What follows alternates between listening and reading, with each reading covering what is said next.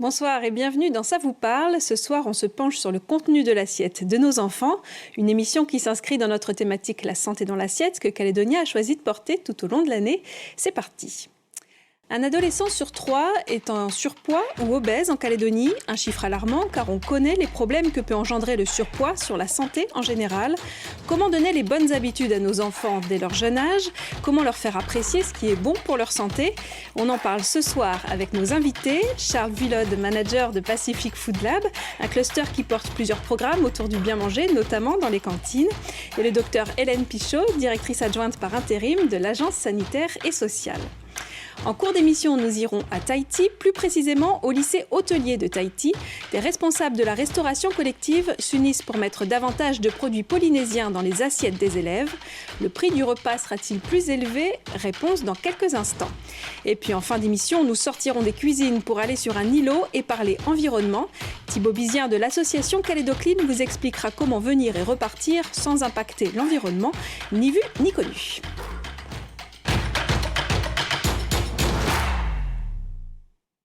Bonsoir. Bonsoir. Alors je le disais, un adolescent sur 3 est aujourd'hui en surpoids ou obèse en Nouvelle-Calédonie. On a vu pendant la crise Covid les problèmes que ça peut engendrer sur la santé. Est-ce que c'est la même chose chez les enfants, les conséquences sur la santé ? Alors les conséquences sur la santé chez l'enfant sont moins importantes, mais c'est vrai que c'est un facteur de risque qui est déjà déterminant dans la jeunesse. Alors chez les enfants, c'est 40% des enfants à 9 ans et à 12 ans qui sont en surpoids ou obèses, dont la moitié obèse, 2 enfants sur 10. Par contre, ce qu'on voit apparaître, c'est de plus en plus de maladies chroniques, type diabète ou maladies circulatoires, chez les jeunes adultes, voire chez les adolescents. Et ça, c'est vraiment en lien avec l'obésité dans la jeunesse. Alors, pour donner les bonnes habitudes, il faut d'abord essayer de déconstruire les mauvaises habitudes. En 2020, l'Université de la Nouvelle-Calédonie a mené une étude sur les cultures et les comportements alimentaires, une étude portée notamment par Olivier Galli. On peut y lire que plus de 9 élèves sur 10 consomment trop d'aliments à limiter, comme la charcuterie, les frites, les pizzas, les bonbons. Et un jeune adolescent sur 4 pense que la consommation de boissons sucrées ne peut pas faire grossir. Alors, Charles Villode, comment on fait pour essayer d'inverser ces chiffres ? Alors nous, on a le cluster de l'alimentation durable et résiliente. On est là pour en fait proposer un autre modèle. Voilà, on n'est pas là pour résoudre des problèmes de santé. On a l'agence sanitaire et sociale qui est beaucoup plus outillée pour ça. Nous, on est là pour essayer de développer une culture culinaire qui passe par le plaisir pour manger des produits locaux. Donc pour changer les habitudes, quand Voilà, même. pour prendre d'autres habitudes dès le départ, oui. Et pour changer les habitudes, oui. Il y a ce qu'on va rechercher à travers une boisson sucrée ou des choses comme ça, c'est un moment de plaisir, un moment de partage, et il y a d'autres alternatives. Voilà, je pense typiquement, nous on fait de l'orangina à la maison, on met un petit fond de jus d'orange dans le verre avec de l'eau pétillante et ça fait un orangina qui va être tout de suite beaucoup moins sucré et on va retrouver les bulles pour le côté plaisir. Voilà, en plus, si on a pris une orange locale pour faire du jus d'orange, voilà, c'est gagnant sur tous les tableaux. Et voilà, et le petit côté sucré, il va venir de là. Et en plus, comme on a pressé l'orange, on va avoir un petit peu de fibres, etc. Ça, c'est pour le côté nutritionniste. Ok, on retient l'idée alors. Et sur ces chiffres, docteur, le fait que les jeunes pensent pas forcément que le sucre peut être néfaste, une réaction par rapport à ce chiffre? Alors effectivement, on a fait également une enquête auprès des jeunes en 2019 qui s'appelle le baromètre santé jeune. Je ne vais pas vous arroser de chiffres parce que c'est pas très intéressant, mais allez le voir sur notre site santépourtous.nc. Et on n'a pas vérifié que les jeunes ne pensaient pas que les boissons sucrées étaient mauvaises pour la santé, mais effectivement, ce qu'on connaît dans l'adolescence, puisque c'était des adolescents qu'on rencontrait, il y a un décalage entre ce qu'on sait, puisque les jeunes connaissent très bien les normes diététiques et les bonnes habitudes, et ce qu'on a envie de faire.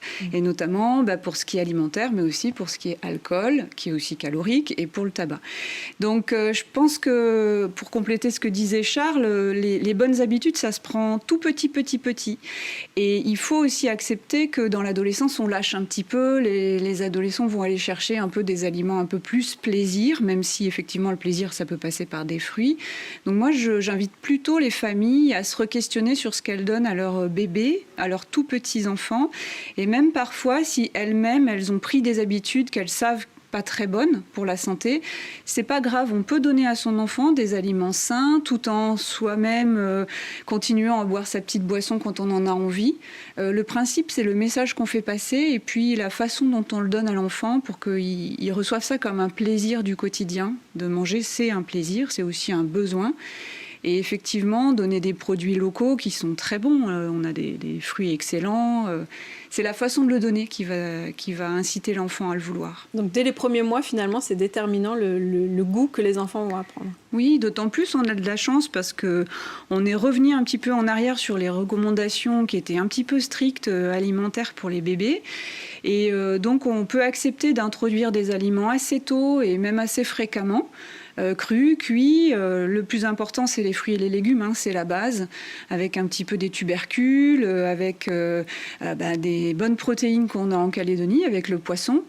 Et le plus important maintenant, ce qu'on sait, c'est vraiment d'initier les enfants à manger, donc selon qu'ils ont des dents ou pas, selon comment ils se débrouillent un petit peu. On va avoir des mangeurs précoces et puis on va avoir des bébés qui ont envie de rester au lait assez longtemps. On respecte ça. Mais surtout, on propose des goûts un petit peu diversifiés et surtout, le plus important, on n'ajoute pas de sucre, on n'ajoute pas de sel. Si on ajoute du gras, parce que c'est très bon le gras, c'est de l'huile végétale ou une petite noisette de beurre, mais vraiment des choses qui vont être bonnes pour la santé et toutes les mamans et les papas le savent. Il y a des choses dans des bouteilles qui sont très salées, qui sont sur les tables calédoniennes. C'est pas bon pour la santé. Ok, on dénature pas du coup les fruits et légumes. Non. Alors Pacific Food Lab, vous menez depuis plusieurs programmes d'éducation alimentaire qui donnent lieu notamment à des dégustations dans les écoles pour justement prendre du plaisir à manger des choses saines. Alors on va écouter le témoignage d'une des maîtresses qui participe à ce programme. C'est Caroline Ducrozet de l'école Hélène Chaniel au Mont d'Or. Dans cette séance, il y a eu une dégustation d'algues. Nous avons eu un élève qui était en pleurs, qui ne voulait pas, qui refusait de mettre un bout d'algue dans sa bouche. Et le fait d'avoir vu ses petits camarades de goûter, de pouvoir discuter dessus, lui a donné envie de déguster, de goûter, afin de se forger sa propre opinion. Et même à l'issue de cette dégustation, il en a redemandé. Donc je pense que le pari a été gagné, il a mangé des algues. Finalement, le goût, c'est une histoire de préjugés aussi, d'images. Oui, bien sûr. Avec l'alimentation, il y a tout un héritage culturel. Voilà, on ne mange pas la même chose quand on est sous les tropiques ou quand on est chez les Inuits au Groenland. Voilà, l'alimentation, elle est avant tout liée avec son sol. Voilà, c'est très important, c'est notre lien avec le sol. Et ça s'apprend parce qu'aujourd'hui, il y a un outil magnifique qui est la télévision, sur lequel on peut passer beaucoup de publicité. Et voilà, la nature ne fait pas de publicité à la télévision. Donc en France, il y a un programme qui a été développé dans les années 70 qui s'appelle les classes du goût. Voilà, et on s'est inspiré de ce programme-là, nous, pour construire un programme d'éducation à l'alimentation par l'art du goût au niveau du primaire. Aujourd'hui, c'est un programme pilote. Il est testé dans 4 écoles. Un programme qui avait pu démarrer aussi grâce à l'Agence sanitaire et sociale et la province sud. Et c'est comment on donne aux enfants les clés en fait, pour découvrir leur patrimoine alimentaire. Voilà. Comment on goûte, qu'est-ce qu'on ressent, qu'est-ce qui se passe, pour en fait donner envie à l'enfant qui est jeune, parce que le programme il s'adresse aux enfants dès la maternelle. On passe par l'école beaucoup, soit par les maîtresses, soit par les chefs de cantine après au collège et au lycée. On n'intervient pas avant dans les familles. Donc c'est comment on leur donne les clés en fait pour aller chercher des nouveaux goûts, comme l'algue là qu'on vient d'entendre. Si on fait des petites expériences rigolotes assez simples aussi. On trouve beaucoup de tomates cerises quand c'est la saison et on a la chance d'en avoir de différentes couleurs. Et si on met des tomates cerises rouges et jaunes dans un petit saladier et qu'on fait tourner le saladier au niveau des enfants, les enfants ils vont manger toutes les rouges. Toutes les rouges, les jaunes, ils ne vont absolument pas y toucher. Alors que fondamentalement, il n'y a aucune différence de goût entre la rouge et la jaune, où elle est vraiment hyper légère. La sucrosité, mais voilà, les enfants, ils osent pas aller vers les nouveaux produits qu'ils connaissent pas. Donc, jusqu'à ce qu'en fait, il y ait un enfant qui soit plus gourmand que les autres et qui va goûter la tomate jaune. qui va dire qu'elle est bonne. Et là, c'est bon. On a un de nos copains qui a goûté, qui a validé. C'est bon, on peut y aller. Et là, les tomates jaunes sont mangées comme les rouges. Donc là, on voit le modèle, c'est important d'avoir des modèles qui, justement, à la maison aussi, peut-être. Oui, le modèle familial est important. La prise des repas en famille est importante. Donc là, je parle pour les tout petits, mais aussi après, plus on avance et plus on a des ados, j'invite les parents à ne pas lâcher sur le repas familial pris ensemble. C'est un moment d'échange, c'est un moment où aussi on prend le temps de manger. On ne mange pas trop vite parce qu'on sait que les jeunes ont l'habitude de manger vite à la cantine pour pouvoir aller jouer après. Et je voudrais aussi donner un conseil aux parents. On dit que sur les petits, il faut proposer en moyenne 10 fois un aliment pour être sûr qu'après il va l'accepter et qu'il va l'intégrer dans son paysage alimentaire. Donc il ne faut pas se désespérer, même quand un bébé recrache, on réessaye une autre fois. Puis il y a plein de petites façons de faire manger des légumes. Hein. C'est un petit peu la bête noire des parents, mais surtout les légumes verts. Donc on peut déjà les mélanger ensemble, varier les couleurs, comme le disait Charles, faire de temps en temps en gratin, en tarte, en purée. Enfin, il y a des façon de cacher un petit peu les légumes et après de redire à l'enfant mais tu vois, t'en as mangé en fait et finalement t'as trouvé ça bon. Alors je rappelle, pas toujours tout cacher sous du fromage ou de la crème. Alors on l'entend, on parle beaucoup des fruits et légumes. C'est vrai, remettre les fruits et légumes locaux au centre de l'assiette, c'est aussi une préoccupation de nos voisins polynésiens.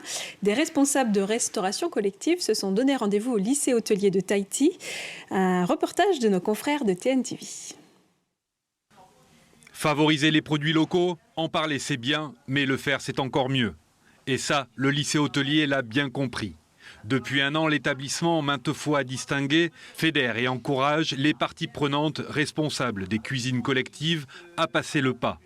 Ainsi, une dizaine d'agents communaux venus de Tahiti et Raiatea ont partagé leurs expériences pour adopter les bons réflexes et encourager une alimentation plus durable. Les lames, tu fais comment hein? Poché aussi. Poché, les lames de thon, il faut savoir que quand le thon arrive, qu'est-ce qu'on prend nous ici, le consommateur? Le filet. Le filet. Mmh. Et les lames de thon, ils vont des fois à la transformation, les engrais. Exactement. Une véritable course de fond contre le gâchis alimentaire qui s'est installé au fil des décennies. Pour ces professionnels du mieux consommer, il faut prêcher la bonne parole auprès des plus réticents. Il ne faut pas aller dans les communes où c'est déjà bien lancé. Il faut aller dans les communes où ils sont encore un peu réticents, toujours les mêmes excuses. On n'a pas, le personnel il veut pas, on n'a pas les espaces. Il faut aller quand même. Et puis peut-être que petit à petit, on va bouger un peu les mentalités. Le coût des mets locaux est souvent brandi. Pour la commune de Tapu-Tapu-Atea, qui nourrit chaque jour 500 enfants, avec une moyenne de 80% de produits locaux, c'est une question d'organisation. Pour la restauration scolaire, j'entends beaucoup les maires dire « Non, ce n'est pas possible, c'est trop cher, on ne va pas pouvoir s'en sortir avec notre budget. » Eh bien, c'est faux, parce que les menus qui ont été calculés, tout a été réajusté de façon à ce que le budget ne change pas. D'autres initiatives de ce type devraient être organisées par le lycée hôtelier dans les prochains mois pour convaincre les consommateurs, mais aussi et surtout l'ensemble des décideurs. Un préalable incontournable si la Polynésie souhaite sortir au plus vite de sa dépendance aux importations. Alors Charles Villode, on voit que les Polynésiens ont la même stratégie que Pacific Food Lab, passer par les cantines pour faire l'éducation alimentaire et pourquoi pas par les parents finalement. C'est important, c'est important. Alors je vais revenir sur les cantines dans un deuxième temps. Mais oui, sur le programme Bien manger pour mieux apprendre, d'éducation à l'alimentation pour les enfants du primaire, les parents sont associés. Nous, on forme les maîtresses. Après, elles forment leurs élèves. Et le premier atelier en fait de BMMA, c'est avec les parents pour présenter le programme aux parents, expliquer la démarche. Donc les parents viennent à l'école. Les parents viennent à l'école et après, on demande à ce qu'il y ait les maîtresses demandent à ce qu'il y ait des parents volontaires à chaque séance. Ce qui permet deux choses. Un, d'aider la maîtresse parce qu'il y a pas mal de manutention, il y a pas mal de produits à couper, à préparer et à faire déguster aux enfants. Et puis deux, ça permet aussi de sensibiliser les parents, de faire découvrir une nouvelle approche en fait pour faire goûter les produits. Voilà. Donc oui, c'est très très important d'associer les parents. Et plus on intervient tôt au niveau de l'éducation des enfants, pour ouvrir le palais, comme on dit dans la culture culinaire française, et plus ça reste.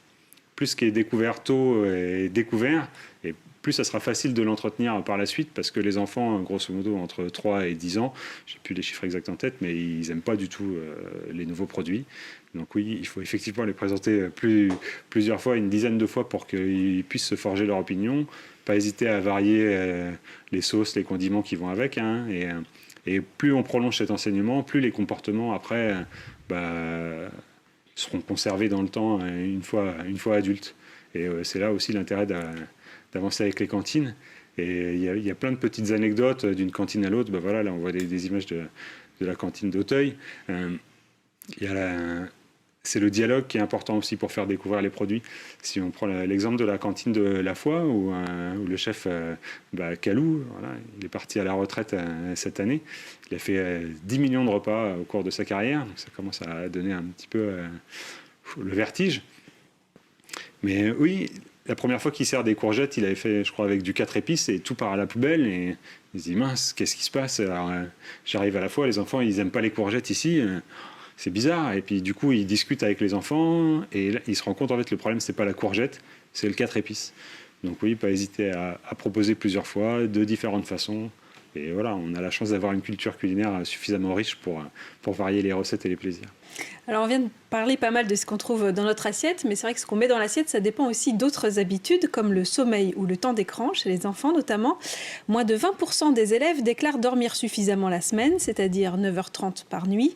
Et moins de 15% des élèves ont une bonne utilisation des écrans en semaine, c'est-à-dire moins de 2 heures par jour. Docteur, quel est le lien entre le sommeil et l'alimentation d'abord ? Alors, le lien direct, c'est que quand on est en manque de sommeil, la plupart des personnes vont le compenser par un apport alimentaire supplémentaire. Et puis donc une prise de poids.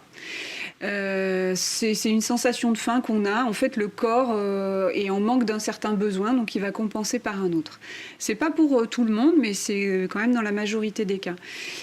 Après, le manque de sommeil, il va impacter toute la vie de l'enfant. Alors, il faut savoir que c'est pendant qu'on dort qu'on sécrète les hormones pour grandir. Donc ça, c'est vraiment important à dire aux enfants quand ils n'ont pas envie d'aller dormir. Si tu veux bien grandir, va dormir, ça va ensemble. Et donc un enfant reposé, il va plus facilement se concentrer à l'école, et puis il aura moins cette sensation de bourdonnement dans la tête pour les apprentissages, et après il compensera moins sur son repas qui va essayer d'être un petit peu plus calorique pour tenir le coup. Et le lien entre le sommeil et les écrans ?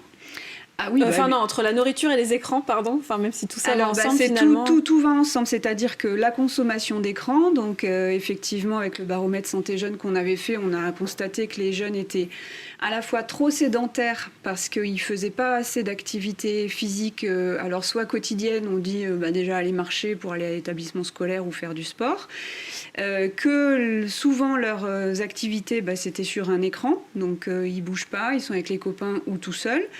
Ça joue sur le sommeil parce que ça crée de la luminosité en permanence, donc ça diminue les temps de sommeil parce que déjà on est devant l'écran, mais en plus on a un sommeil de moins bonne qualité. Et la sédentarité, ça fait aussi grossir parce qu'on n'a pas de dépenses énergétiques. Après, je voudrais revenir, on parlait de l'alimentation scolaire et des parents. Vraiment, le message très très important chez les parents, c'est prenez soin du petit déjeuner. Parce que le petit déjeuner, pendant toute l'enfance et l'adolescence, c'est vraiment, on l'a toujours dit, c'est le repas de la journée, le plus important. On voit trop d'enfants, de plus en plus aux abords des établissements scolaires, qui vont avec des petites pièces s'acheter des choses pas du tout bonnes pour la santé pour démarrer leur journée. Ils vont avoir un coup de pompe en milieu de matinée. Quand on mange des choses trop sucrées, après on a une hypoglycémie, donc ils vont être pas bien. Et ça va mettre l'organisme sous stress et après ils vont stocker des graisses. Donc le petit déjeuner, c'est des féculents, une boisson, pas trop de sucre, mais si on a envie d'un peu de sucre ou de chocolat dans la boisson, ça va. Des fruits, c'est super. Et puis pour les enfants qui aiment les protéines, c'est des œufs, du fromage, voilà. Mais la base du pain ou des biscottes ou des choses comme ça, c'est indispensable pour tenir sur toute la matinée. Alors on parlait des écrans comme activité, mais cuisiner, c'est aussi une manière d'occuper nos enfants. Mais cuisiner quoi ? Voici une idée de recette, une omelette aux fleurs et cœurs de citrouille.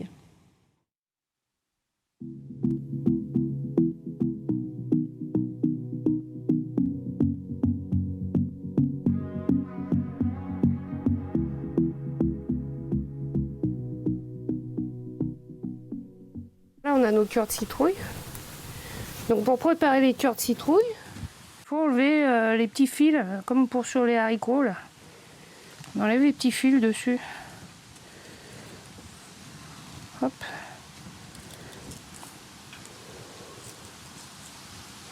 Ça équivaut aux épinards, hein, les cœurs de citrouille.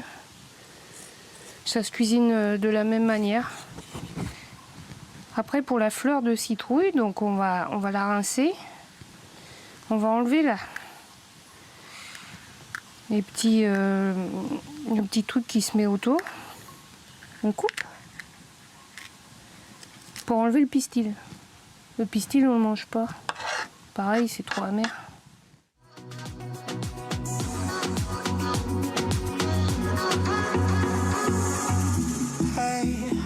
She knows that, but I'm show it off. Hey, she playing cool now. Donc là, pour 4 personnes, on va mettre environ, on met bien 6 œufs. Je rajoute mes fleurs, mes ingrédients, les fleurs de citrouille.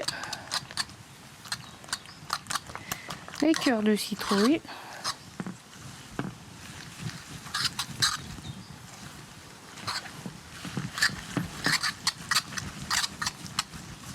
De la ciboulaille.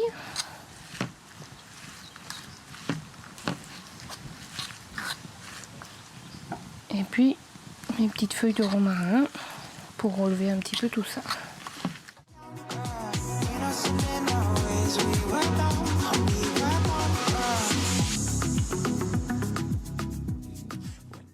Et là, on se retrouve avec un petit repas bien équilibré. Il y a tellement de vitamines et de propriétés là, dans tous ces légumes que les protéines animales, c'est pas obligatoire.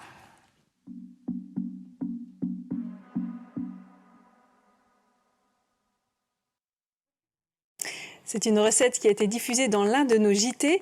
Calédonie a choisi de s'engager sur ce thème de la santé dans l'assiette tout au long de l'année. Cela passe aussi par le partage de recettes qui mettent en valeur les produits locaux.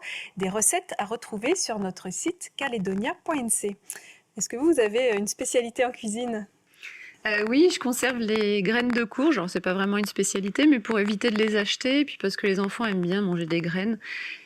Si j'ai pas le temps de les cuire tout de suite, je les congèle et puis après, dès que le four est un peu chaud, je les mets dans le lèche-frite et je les laisse sécher. C'est simple finalement. Oui, c'est très simple, mais ils aiment bien picorer des petites graines. Charles Villotte, vous avez un ingrédient secret ?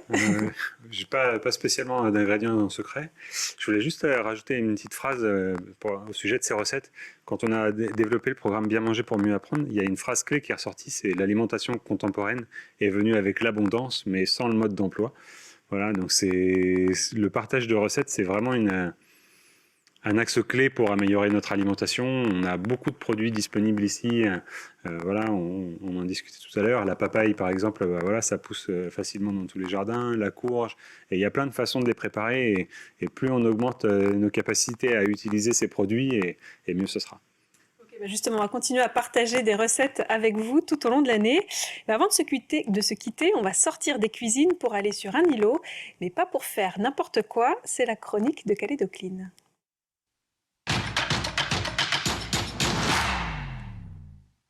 Salut tout le monde, j'en profite d'être sur ce magnifique îlot que nous venons tout juste de nettoyer pour partager avec vous quelques bons conseils lorsque vous fréquentez les beaux îlots de notre caillou. Première chose, lorsque vous débarquez, préférez vous amarrer directement au corps mort lorsqu'ils ont été aménagés et bien sûr, évitez de jeter l'ancre sur les récifs, les patates ou les platiers. Préférez bien entendu jeter l'ancre dans le sable afin d'éviter d'endommager les coraux et les écosystèmes qui en dépendent. Si vous décidez d'y rester, évitez de faire des feux pendant la saison sèche afin de limiter les risques d'incendie. Préférez amener avec vous un réchaud afin de cuisiner votre repas. Et si vraiment ce n'est pas possible et que vous devez faire du feu, à ce moment-là, amenez de vous-même votre bois afin d'éviter de récupérer le bois déjà présent sur l'îlot parce qu'il contribue à la dynamique des écosystèmes forestiers et va nourrir les micro-organismes du sol lorsqu'il va se dégrader.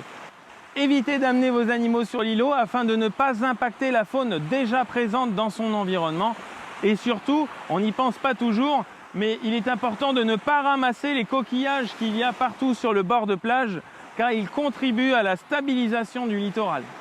Enfin, lorsque vous venez profiter d'un endroit, repartez avec l'ensemble de déchets, car sinon il n'y aura pas toujours des gens pour ramasser. Et bien entendu, vos déchets qui contiennent de nombreuses substances chimiques vont progressivement se dégrader et impacter les écosystèmes de notre patrimoine naturel exceptionnel. Alors on compte sur vous les amis, avec ces quelques bons gestes, on préserve tous ensemble notre environnement et surtout n'oubliez pas, profiter, c'est avant tout respecter.